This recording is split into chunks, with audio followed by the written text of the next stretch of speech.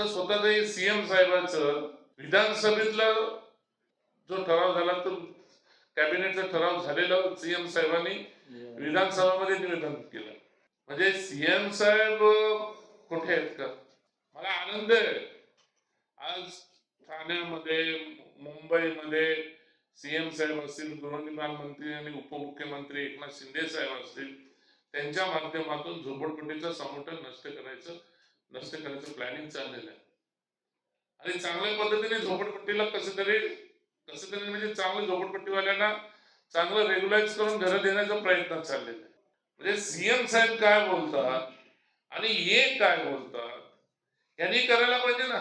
म्हणजे तुर्ब्यामध्ये झोपडपट्टीवासियांची दिशाभूल, रबाल्यामध्ये झोपडपट्टीवासियांची दिशाभूल. म्हणजे लोक झोपडपट्टीवाल्यांना आता हे सांगत सुटलेत की आपल्याला मुख्यमंत्री साहेब 500 मीटरची जागा फ्री करून देणार, म्हणजे जागा आपल्या नावावरती करणार आहे आणि 1500 फुटाची पण आपल्या नाव. ह्या भोईर साहेबांनी सांगितलं तसा तो कायदा आपल्या शहराला लागू नाहीये.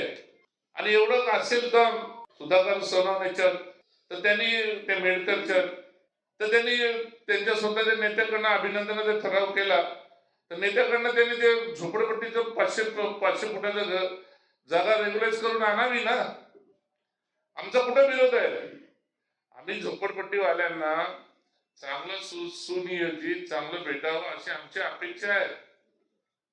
पण ही जी दिशाभूल करतायत ज्या पद्धतीने, म्हणजे मला तुम्ही सांगा, एक आमचं सभागृह म्हणजे पवित्र सभागृह आहे. अरे सभागृहामध्ये सर्व रेकॉर्डिंग होतात, सर्व नोंदल्या जातात. त्या मुख्यमंत्र्यांच्या नावाने यांनी खोटं का बोलावं? हे खोटंच बोलले ना. तुम्हाला मी दाखवलं ना तो रेकॉर्डिंग. म्हणजे मुख्यमंत्र्यांनी आमच्यासाठी असं दिलं. मुख्यमंत्र्यांनी तसं त्यांच्यासाठी नाही दिलं, ग्रामीण भागासाठी दिलेलं आहे. आणि MMR मध्ये अशा काही गोष्टी केल्याने ते मुख्यमंत्र्यांनी सांगितलंय.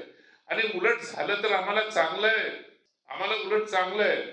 म्हणून आज हे पत्रकार परिषदेमध्ये मी तुम्हाला तेवढ्यासाठीच बोलवलं होतं की मला हे दाखवायचं होतं की मुख्यमंत्री साहेब चांगले डिसिजन घेत आहेत, उपमुख्यमंत्री एकनाथ शिंदे साहेब चांगले डिसिजन घेत आहेत. पण याच डिसिजन घेत असताना एक असं अफवा पसरवण्याची गरज नाही ना की मुख्यमंत्र्यांनी असं केलं आणि मुख्यमंत्र्यांनी तसं केलं म्हणून.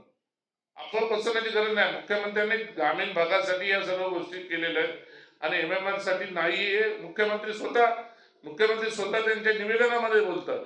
तर या पद्धतीने ते गैरसमज जे पसरवायचं चाललेलं आहे या लोकांचं,